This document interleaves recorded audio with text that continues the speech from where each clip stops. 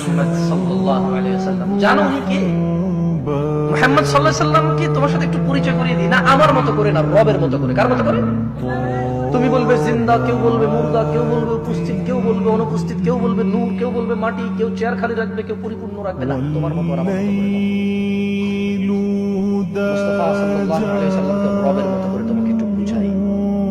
দেখো তো পুরো পৃথিবীতে আর মানুষ 10 লক্ষ মানুষ মিলে র্যালি করবে, 10,000 কোটি টাকার স্টেজ করে ঈদে মিলাদুন নবী পালন করবে। দেখো তো রব যেভাবে সম্মান করে তাকে পার করতে পারবে কিনা। দেখো রব কিভাবে সম্মান করেছে রাসূলকে সাল্লাল্লাহু। দেখো মুস্তাফা সাল্লাল্লাহু আলাইহি ওয়াসাল্লাম সম্পর্কে রব বলছে মুহাম্মদ সাল্লাল্লাহু আলাইহি ওয়াসাল্লাম।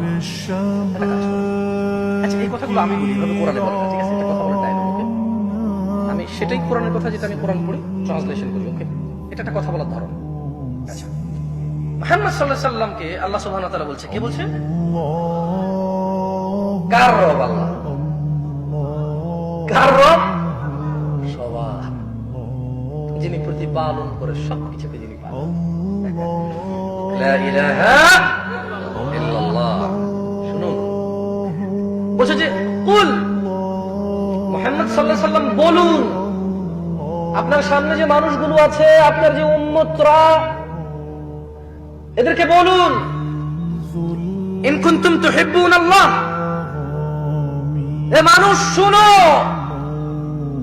মহিলা এবং পুরুষ শুনো, তুমি কি তোমার রবকে ভালোবাসো? আমরা কি ভালোবাসি? ভালোবাসি? তাহলে শুনুন কিভাবে ভালোবাসতে হবে।